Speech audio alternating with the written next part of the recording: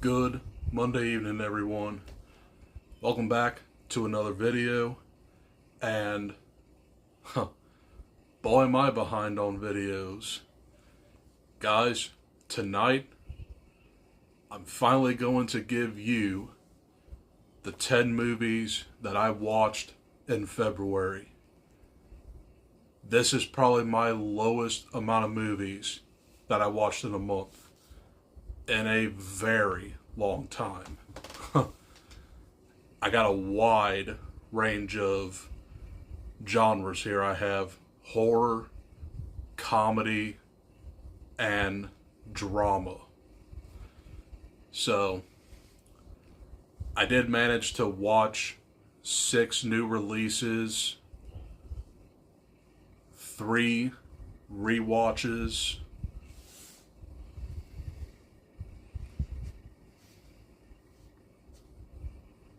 and 1 movie on streaming.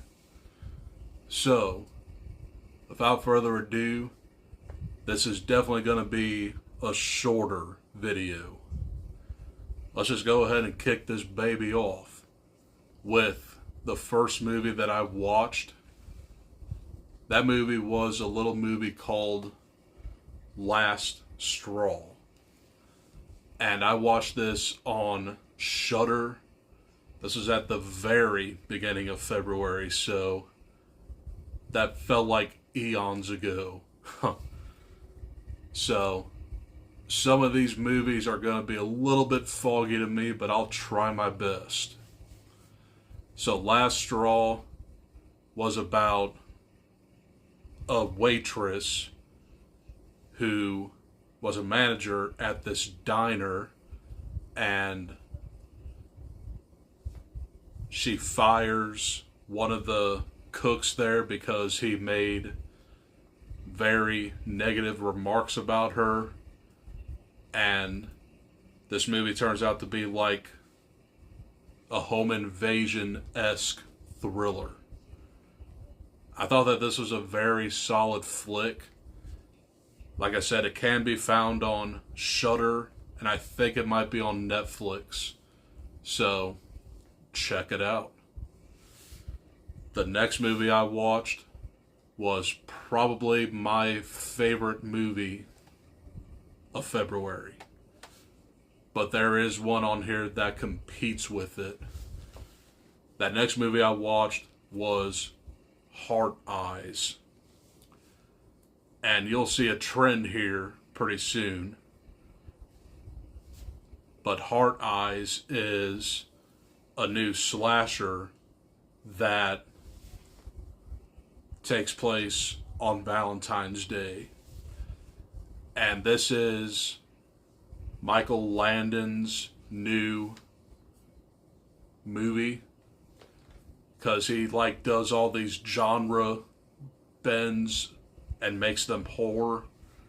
For example, Freaky is Freaky Friday in a slasher.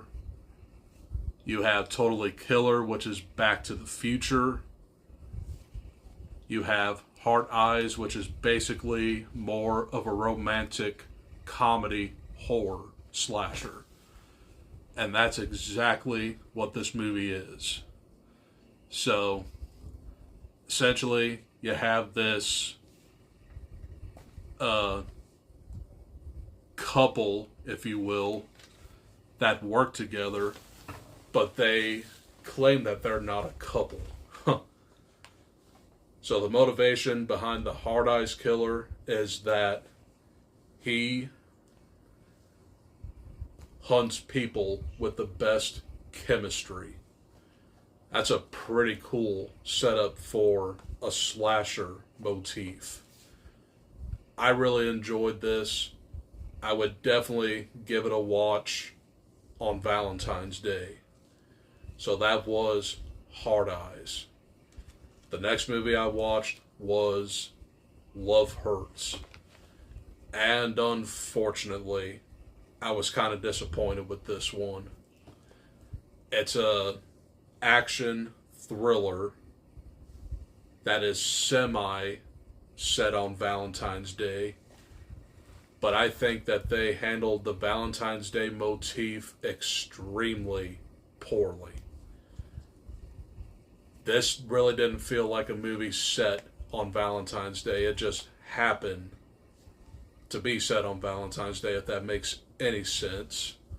But anyway, you have K. Huey Kwan in here, which is a realtor, and his old girlfriend finds him, and she is forced to bring him back into his past life, which he used to be like a contract killer. If this movie sounds awesome, well, I wish it was. Unfortunately, it's 83 minutes of barely even a story here, because it's so fast paced and you really can't keep up with everything. This thing should have been at least 100 or so minutes, not 83 minutes. So, this one was okay. I didn't outright hate it, but it could have been so much better. Moving on from there, probably the most anticipated movie for me, like 15 years ago, I have Captain America Brave New World.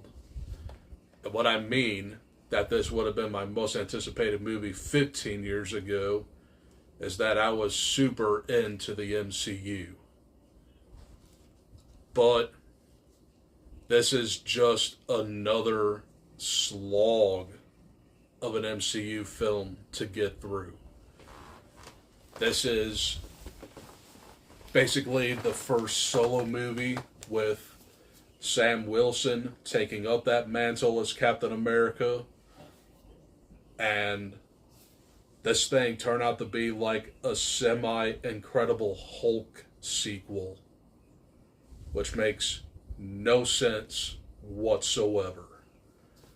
But essentially, you have Harrison Ford in here as Thunderbolt Ross, and he becomes Red Hulk. Mind you, that's the best part of this entire movie. And unfortunately, it's 20 minutes before this movie even ends. There's a side villain in here, played by Giancarlo Esposito, by the name of Sidewinder. He is definitely put to the side, because I hardly even remember him.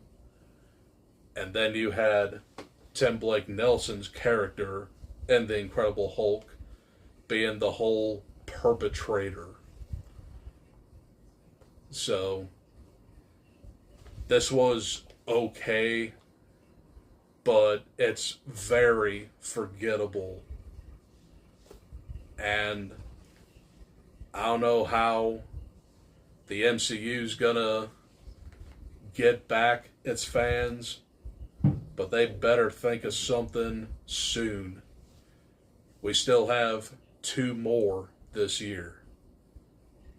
And I'm having high hopes that Thunderbolts and Fantastic Four First Steps are awesome. They gotta be better than another Captain America movie. So, I'll have my full thoughts when I post my playlist at the end of the video, and you'll see all these reviews in that playlist.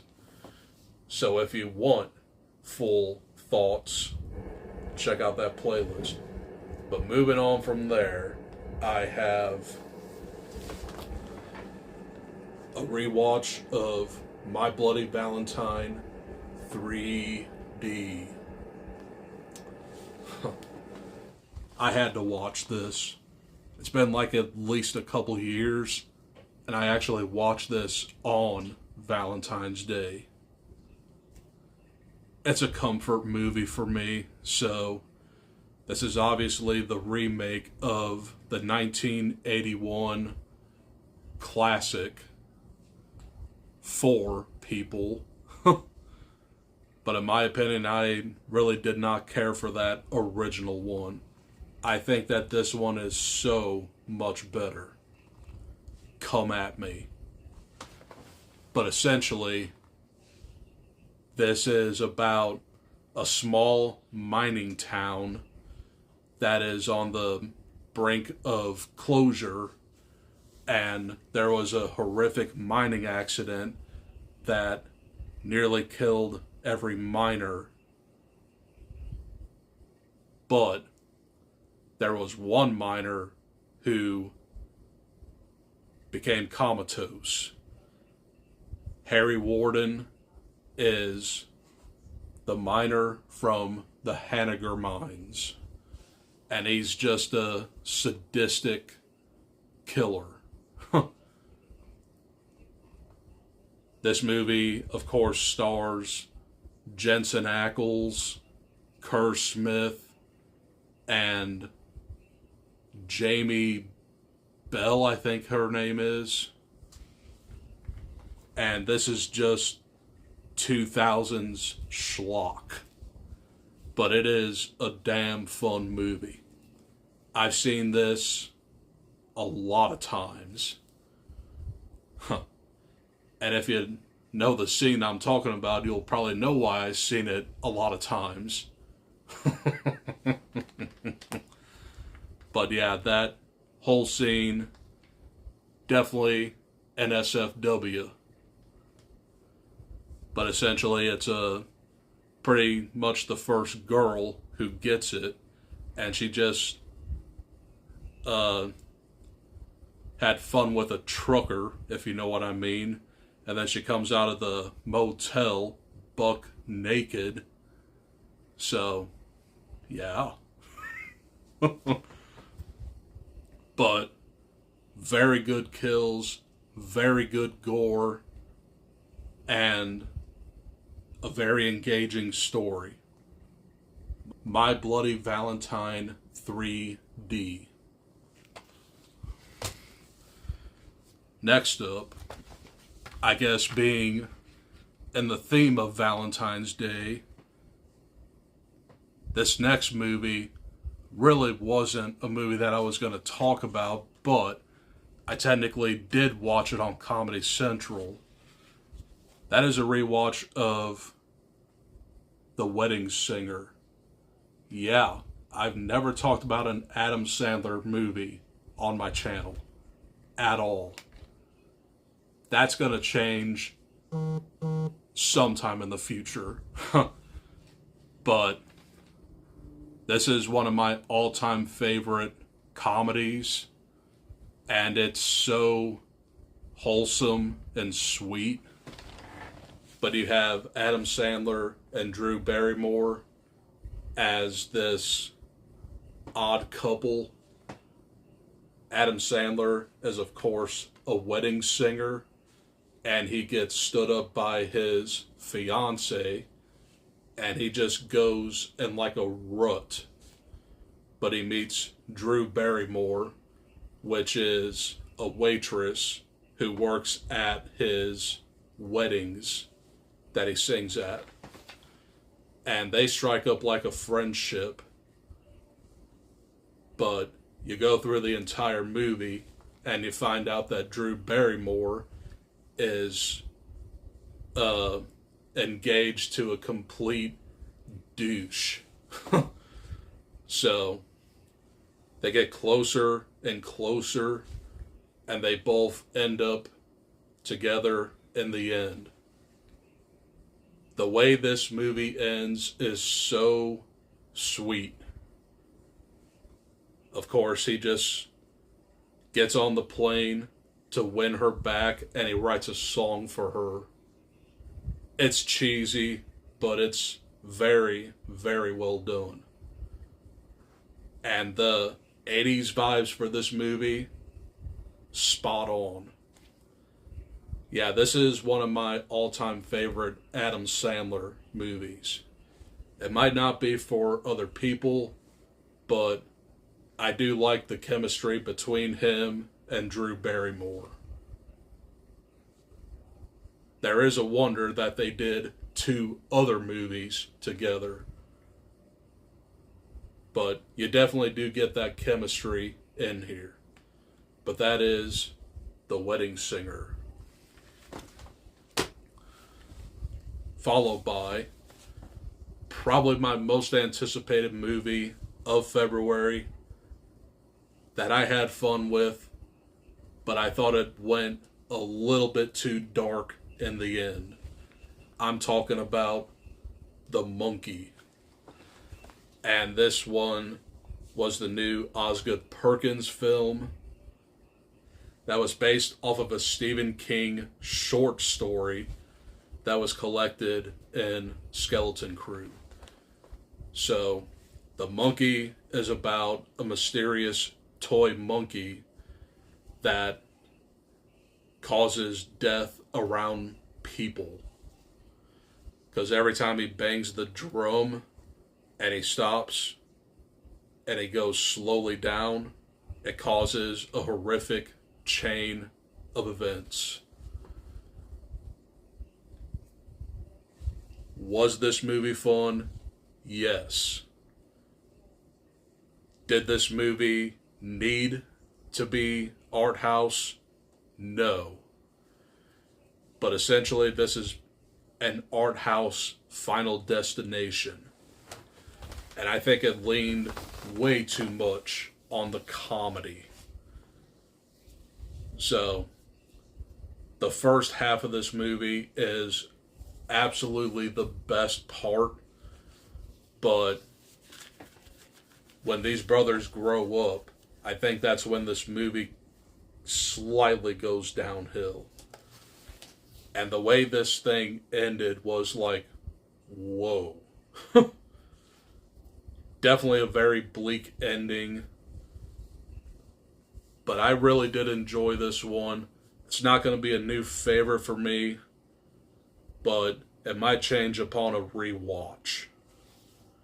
But I will tell you this is much better than Long Legs. But moving on from there, the next movie I watched was The Unbreakable Boy. And this one was partially on my radar, but it was delayed because it was supposed to come out last year. Well, came out February. But this is a true story about a boy dealing with osteogenesis imperfecta and autism. So, osteogenesis imperfecta just basically means that he's very brittle and he can easily break his bones. Can't imagine living a life like that. But this movie also focuses on parental hardships. It nails what it's like to live with autism and deals with substance abuse and mental health. Yeah, this movie is actually pretty deep. But it's definitely a very heartwarming movie, but it deals with very mature subject matter as well. Now, when it goes into the whole alcoholism and mental health side, that goes towards Zachary Levi as the dad. Because he had a hard time dealing with his demons, and his family just helped him throughout the way. So, that was The Unbreakable Boy. This next movie, I probably watched way too many times as a kid. Well, going into my teen years, that is, and don't laugh at me, Kangaroo Jack. I randomly put this on one night, and this is a movie that was released in the year of our Lord 2000. 2003. 22 years ago. I was in 6th grade, man. God, I'm old. But this stars Jerry O'Connell, Anthony Anderson, you have Christopher Walken, Michael Shannon, and so many other people. Well, anyway, you have Jerry O'Connell and Anthony Anderson as friends for life, and they get entangled into the mob. So, Christopher Walken is like the stepfather to Jerry O'Connell, and he wants him and Anthony Anderson to go to Australia to deliver $50,000 to a mysterious man. But there's also a kangaroo involved. Well, Lewis Anthony Anderson puts on his lucky jacket on a dead kangaroo, and then the kangaroo just hops off. And then the rest of the movie deals with them getting back this jacket with the $50,000 in it. Very weird premise for a kid's movie. But then the twist is the $50,000 was there to pay for their executions. Whoa. But this is a guilty pleasure of mine. I've watched it many, many times. I had a problem with this movie, but it's very, very fun. That was Kangaroo Jack. And even says on the back here, kids will have a hoppin' good time. By Neil Rosen, NY1 News, New York. Yeah. If you want to call like $50,000 to like kill you a fun time, go for it. No, but this is a very fun movie. It's bizarre with its storyline, but that was Kangaroo Jack.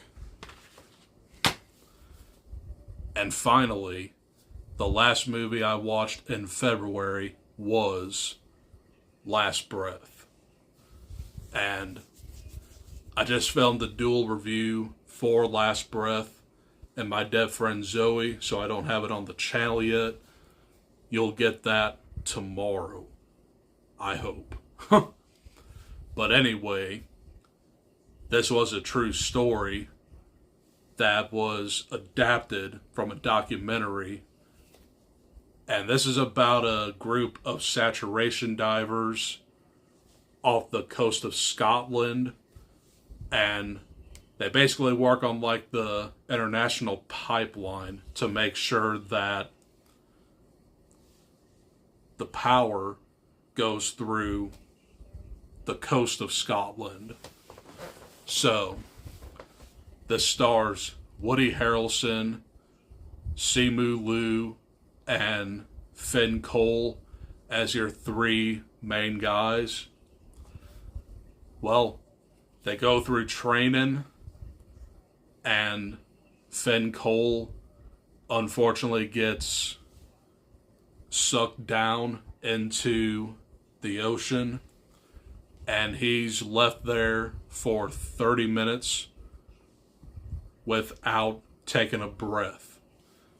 So this turns out to be like a survival thriller and a rescue mission movie as well. I really enjoyed this, and it was definitely a good movie to cap off February. And that's going to do it. Those are the 10 movies I watched in February. Way shorter than I usually do for these videos. But that's going to do it for the video. If you guys like this sort of content, I urge you to like, comment, subscribe. And my next video, more than likely, is going to be my review for Queen of the Ring. I'm going to go see that tomorrow. And then Friday, I'm going to go see Novocaine. So there's a bunch of new movies coming in March. So hopefully you guys enjoyed this. I'll catch you in the next one. Adios. Peace.